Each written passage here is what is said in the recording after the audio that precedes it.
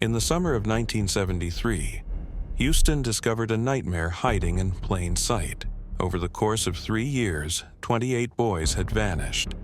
Their bodies, in various stages of decomposition, were unearthed across the city, buried beneath boat sheds, beaches, and wooded areas. The killer wasn't a drifter or a stranger.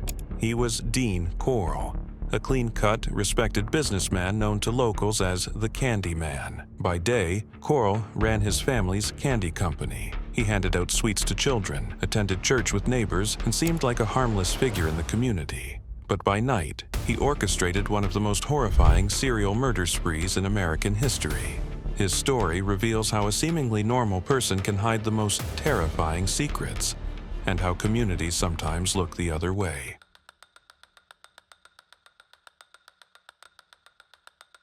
Dean Arnold Corll was born on December 24, 1939, in Fort Wayne, Indiana. The first child of Mary Emma Robison and Arnold Edwin Corll, Dean's early life was marked by instability. His parents divorced in 1946 when he was just 6 years old. Soon after, Dean was diagnosed with a heart condition caused by rheumatic fever, which kept him from participating in sports or physical activities with other children. This isolation created an early sense of detachment from his peers. He spent much of his time alone, withdrawn, and quiet. When his mother remarried, the family moved to Vidor, Texas, where they started a small candy-making operation from their garage. For Dean, the candy business was not just a family obligation, it was his entire world. He worked long hours, often late into the night, and developed an intense work ethic that masked a growing emotional void.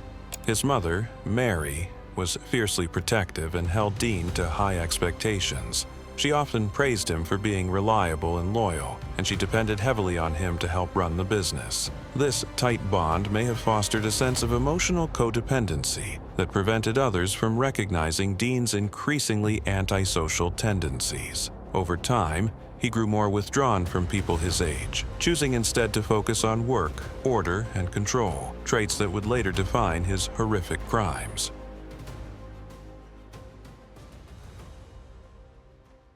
By 1965, the Corll Candy Company had moved to Houston Heights. Its new location was directly across the street from Helms Elementary School.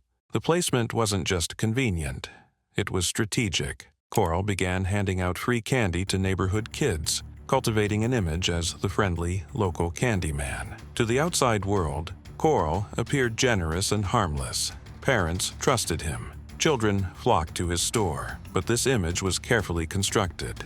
The candy business provided him with consistent access to young boys, and Corll used this trust as camouflage for his darker intentions. He invited boys into the back of the shop, let them hang around, and allowed them to feel at ease. This sense of comfort, combined with free candy and a friendly adult who listened, made him an appealing figure. He blended into the community with ease, hiding in plain sight.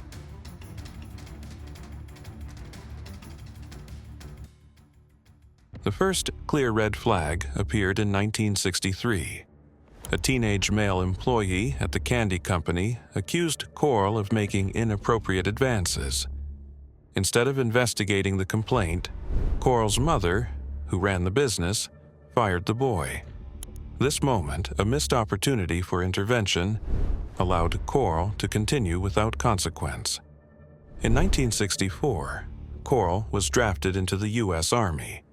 He served for less than a year before requesting a hardship discharge to help with the family business.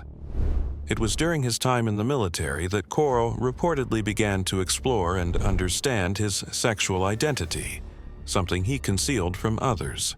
When he returned, acquaintances noticed subtle but undeniable shifts in his behavior. He became more private, more controlling, and increasingly focused on cultivating relationships with teenage boys.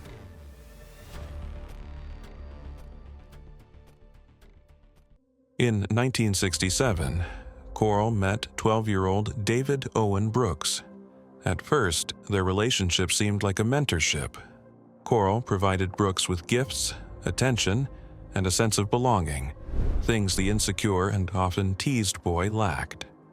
Brooks would later say that Corll was the first adult male who didn't make fun of me. But Corll's interest wasn't innocent. By 1969, he was paying Brooks for sexual acts. Gradually, Corll drew Brooks deeper into his orbit, grooming him not only for abuse but for participation in his crimes. Brooks became an accomplice, paid to help lure teenage boys to Corll's apartment. In return, Brooks received money, gifts, and even a car. The dynamic between Corll and Brooks was both transactional and manipulative. Corll used fear, control, and material bribes to keep Brooks loyal. Brooks knew what was happening, but the emotional and financial dependency Corll created kept him silent. Eventually, he became desensitized to the violence. He would later tell investigators that watching Corll harm others didn't bother me. Their first known murders occurred in late 1970. Brooks brought two teenage boys, James Glass and Danny Yates, to Corll's apartment. They never returned home. This set a deadly precedent that would continue for years.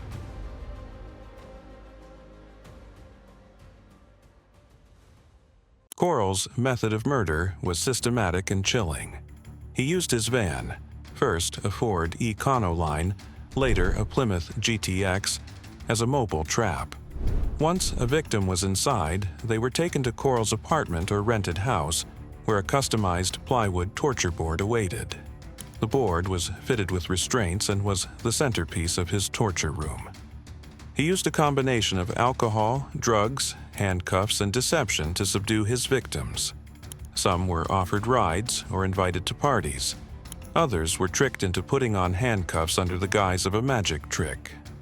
Once captured, the boys were assaulted, restrained, and subjected to increasing brutality. Corll forced several victims to write letters or call their parents, pretending they had run away. These messages bought him time and misled authorities, who often dismissed missing boys as just another runaway case. Bodies were disposed of in multiple locations, primarily a rented boat shed in southwest Houston, where 17 bodies were discovered. Others were buried at High Island Beach, Lake Sam Rayburn, and Jefferson County. Corll kept personal trophies from some victims, including house keys he later used to burglarize their homes. Each victim followed a hauntingly similar pattern: abduction, restraint, degradation, and eventual death. Corll used plastic sheeting to cover his floors, handcuffs and rope for restraint, and small weapons for control. Many of the victims were gagged or silenced to avoid detection from neighbors. For Corll, this was not impulsive violence, it was an organized system.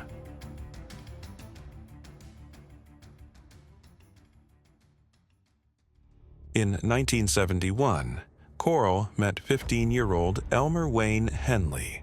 Like Brooks, Henley came from a troubled background. His family struggled financially and he longed for a sense of purpose. Initially targeted as a potential victim, Corll saw something else in Henley: potential as a collaborator. He offered Henley money to help lure boys. At first, Henley refused, but by 1972 he agreed. The promise of money and belonging pulled him in. Soon, Henley was not only helping find victims, he was participating in the murders. He even devised new methods of luring boys by pretending to be handcuffed himself before convincing his targets to do the same. Henley's involvement escalated quickly. He admitted to killing some of the victims himself, including strangling Billy Balch and shooting Johnny Delhomme. Brooks later described Henley as especially sadistic. Investigators noted that Henley sometimes stayed in the same home as Corll after the crimes were committed, further evidence of his deep involvement. Over time, Henley replaced Brooks as Corll's primary accomplice. Brooks, now older and in a serious relationship, began distancing himself. But Henley embraced the role. Corll relied on him completely to bring in victims. The murders became more frequent and more brutal.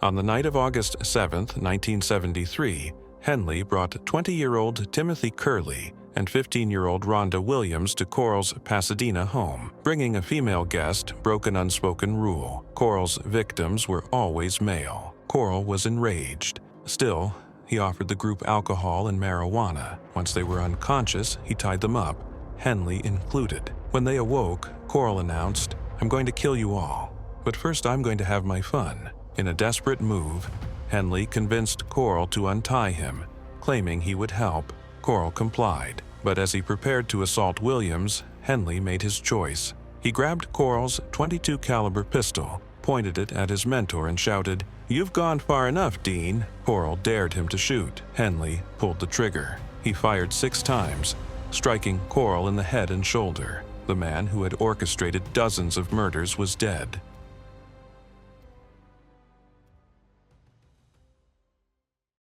When police arrived at the scene, Henley made no attempt to hide his involvement. He told them, "Y'all better come here right now. I just killed a man." Inside, officers found Corll's body and a scene of unimaginable horror. Over the following weeks, law enforcement uncovered 27 bodies, but Henley insisted there were more. Victims never found. 2 unexplained gaps in Corll's timeline, one in 1971 and another in 1973, suggest other murders occurred but went undiscovered. In 2012, a Polaroid photo was found among Henley's possessions, showing a blonde, handcuffed teenager strapped to the torture board. His identity remains unknown. Witnesses have reported seeing Corll, Henley, and Brooks burying suspicious packages in locations never excavated. Many families of missing boys from Houston's Heights area still wonder if their children were among Corll's victims. Law enforcement's failure to investigate early disappearances thoroughly, especially those involving working-class or minority youth, allowed the Candyman to keep killing without consequence.